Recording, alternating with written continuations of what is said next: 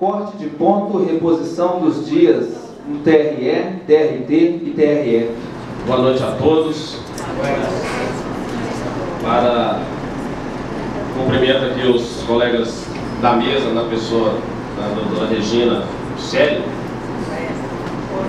Agradeço ao Sinjus, na pessoa do Robert, o convite para participar deste debate, em meu nome, em nome do Citraeng e da FENAJUVE, que é a nossa federação nacional, semelhante a de vocês, que é a FENAJUDE. Eu estou diretor do sindicato de 2011 para cá, junho de 2011, e estou diretor da FENAJUVE de março de 2010 para cá. Apesar dos meus cabelos brancos, eu não sou um sindicalista de carteirinha. Tem pouco tempo que eu estou na luta, apesar de há muito no judiciário, cerca de 15 anos aproximadamente. Dito isso, nós temos um marco na história das greves do servidor público, nós do judiciário em especial. E sabemos que tudo isso foi a partir da decisão do Supremo, naqueles mandados de injunção, de colegas pioneiros dos estados do Espírito Santo, do nosso colega que está aqui, o Sindicato dos Policiais Civis, o Sindicato dos Trabalhadores da Educação do município de João Pessoa e os colegas trabalhadores do Poder Judiciário do estado do Pará. Então, no julgamento desses três mandados de injunção, o Supremo definiu por adotar a lei de greve da iniciativa privada no serviço público. O que aconteceu? Nós, do Judiciário Federal, desde 96, estamos há aproximadamente de 4 em 4 anos passando por um processo de luta salarial, além de outras reivindicações. Mas em 2010, na realidade, em dezembro de 2009, nós já tivemos que fazer uma greve para simplesmente o ministro do Supremo, à época, Gilmar Mendes, enviar o nosso projeto de plano de cargos e salário, de reajuste salarial e reestruturação do Judiciário para o Congresso. Fizemos uma greve no final do ano e conseguimos que o ministro Gilmar enviasse esse projeto ao Congresso. Bom, 2010 fizemos mais umas 3 ou 4 greves. E, dentro dessa política da caixa de ferramentas cheia de maldade, o STJ, em 2 ações, 2 mandados de segurança, determinou que nós permanecêssemos trabalhando na época da greve 60% na Justiça do Trabalho e 80% na Justiça Eleitoral, por causa do ano eleitoral. Com as liminares, houve um retrocesso na nossa mobilização. Não houve como, naquele ano, nós conseguirmos um trabalho junto aos colegas para que nós prosseguíssemos com as nossas greves e as nossas mobilizações, que nem todos os sindicatos, de fato, adentraram no movimento grevista. Mas com isso houve um retrocesso e não teve como nós permanecêssemos em greve. Em 2011, bem que o colega aqui falou que o Judiciário Federal praticamente todo ano faz greve. E de fato, de 2009 para cá, nós temos feito, às vezes, até mais de um movimento grevista no ano, justamente por causa dessa leniência, tanto do Judiciário Federal quanto do Poder Legislativo, que de fato o nosso projeto está lá desde 2009 e nós não conseguimos avançar com esse projeto. Então, em 2011, mais uma vez, tivemos que deflagrar o movimento grevista. Começamos a mobilização por volta de junho, julho, e o nosso aqui de Belo Horizonte foi deflagrado a partir do dia 3 de novembro. Só já nessa reta final do ano que nós conseguimos, de fato, colocar os colegas na rua e mesmo assim com muita dificuldade. E conseguimos ficar 40 dias em greve. Terminamos a nossa greve às vésperas do recesso, praticamente junto com os colegas aqui, no mesmo período dos colegas do Sinjus, e também não tinha motivo de ser uma greve no período de recesso, porque nós encontramos, principalmente nós, do Judiciário Federal lá em Brasília, a gente não encontra os parlamentares nem de segunda a quinta, ainda mais no recesso, véspera de Natal e Ano Novo. E nossa interlocução passa por lá, não tem outra forma. Bom, tivemos vários problemas em outros estados. Minas, de fato, não tivemos problemas, um ou outro probleminha pontual com a questão da reposição dos dias de greve.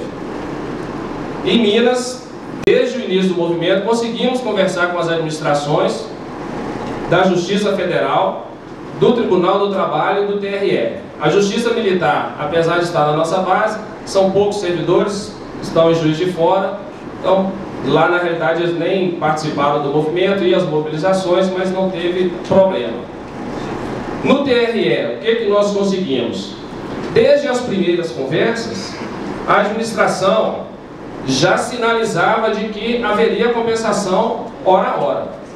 Em nenhum momento eles nos deram uma esperança, e principalmente algo efetivo, concreto, de que nós conseguiríamos, ao final da greve, fazer aquele velho sistema que era a simples reposição do trabalho. Na Justiça Federal, da mesma forma, na Justiça do Trabalho, idem. Fizemos a nossa greve nesses 40 dias e, terminada a greve, assentamos para conversar novamente com as administrações. E no período da greve, vários burburinhos. Aí começam as maldades, que às vezes não vem nem das administrações, vem dos próprios colegas, né? A maioria dos que não participam do movimento grevista. Eu não sei o que eles querem fazer, né? E de alguma forma ficam tentando minar o movimento com boatos, fofocas e notícias que acabam desmobilizando os colegas. Então tivemos alguns fatos isolados no TRE, alguns no TRT, na Justiça Federal foi tranquilo o nosso movimento. E assentando para conversar com as administrações, no primeiro momento de fato não teve jeito. Foi a compensação dos dias, hora a hora. As três administrações, TRT, TRE e Justiça Federal. E a Justiça Federal ainda tem uma peculiaridade, porque nós temos aqui a seção judiciária e o nosso tribunal é em Brasília. Então nós ainda temos que fazer a conversa aqui e em Brasília. E em Brasília o presidente, na verdade o secretário do tribunal nos recebeu e disse que ia deixar a cargo de cada seção judiciária resolver a questão da compensação da greve. E na seção judiciária, com o nosso diretor do foro, que inclusive trabalhou no Tribunal de Justiça, vocês devem conhecer, que é o doutor Itelmar, evangelista, ele foi assessor de algum desembargador, não me lembro o nome. Fizemos a conversa com ele e ele soltou uma portaria falando da compensação dos dias de greve, hora a hora, deixando a cargo de cada vara o juiz e o diretor resolver, e no setor administrativo ele iria adotar as providências para que nós fizéssemos a compensação. E assim foi feito. Até agora, ele publicou uma portaria dando as diretrizes. A compensação, no primeiro momento, só falou que era para fazer a compensação, cada vara ia fazer, né, o planejamento de como seria feita a compensação.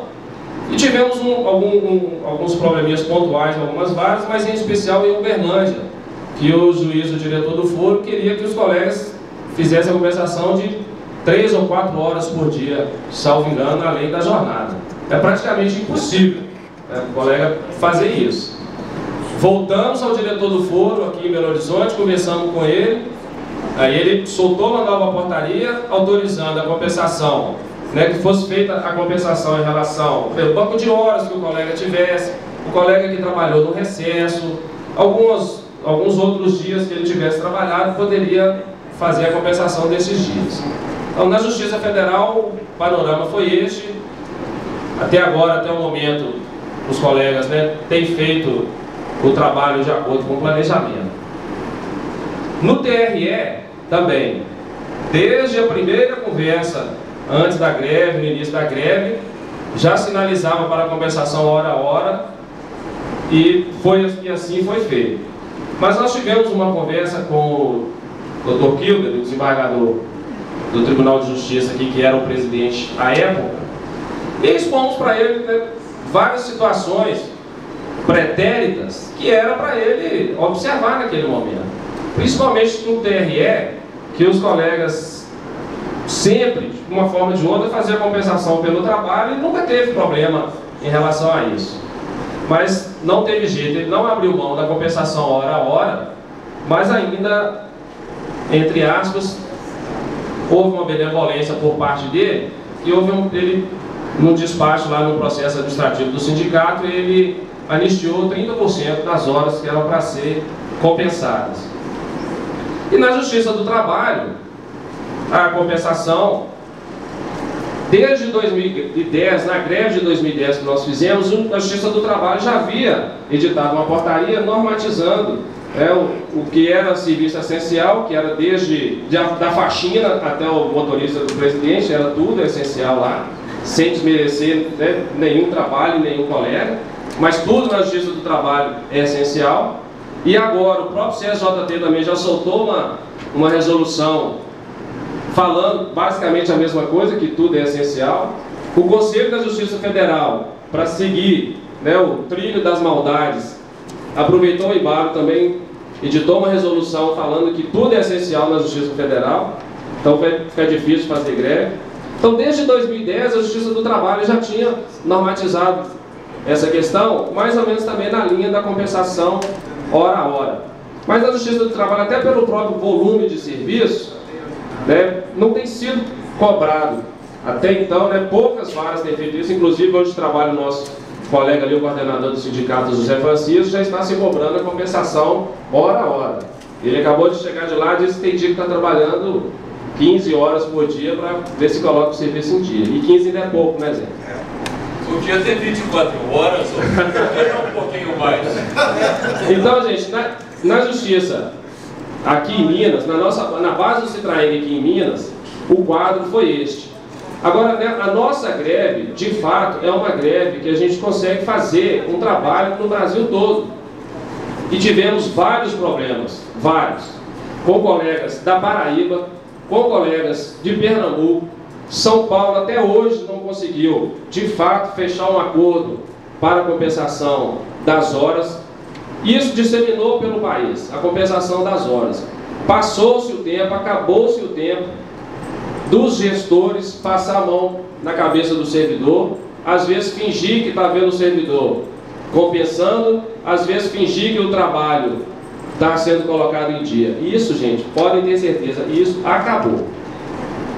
Na realidade, o colega que não entra em greve, o serviço dele, ele continuou fazendo normalmente e não tem, né, que compensar, não tem que fazer nada. E, pelo contrário, ainda fica fazendo chacota com o colega que fez a greve e está lá pagando o trabalho. Então, existe esse problema.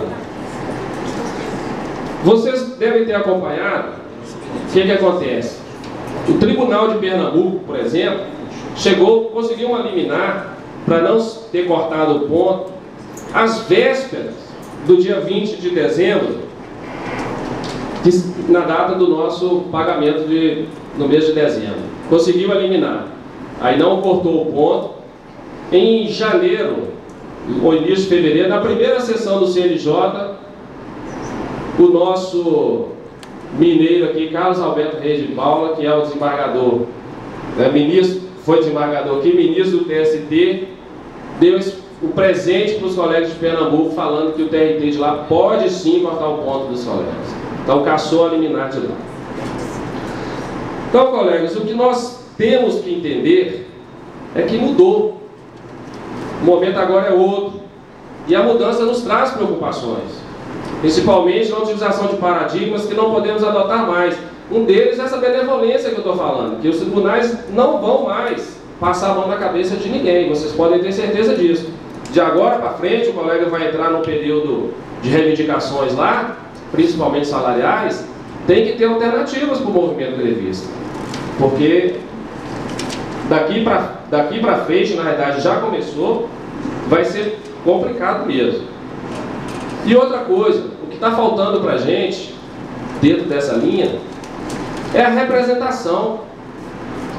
Nós temos uma imensa dificuldade em Brasília de dialogar com o Legislativo. Não tem ninguém para ajudar. E eu tenho certeza que os colegas aqui de Minas e de outros estados devem ter essa mesma preocupação e essa mesma dificuldade. Então nós temos que pensar nisso de agora para frente. Temos que ter a exata noção de que desta forma, cada dia que passa, temos a necessidade de entendermos que somos trabalhadores do serviço público. Trabalhadores do serviço público. Não estamos aqui para servirmos o gestor de plantão. E nem ao público de maneira servil. Mas a instituição que temos que preservar, que é o Judiciário. Muito obrigado.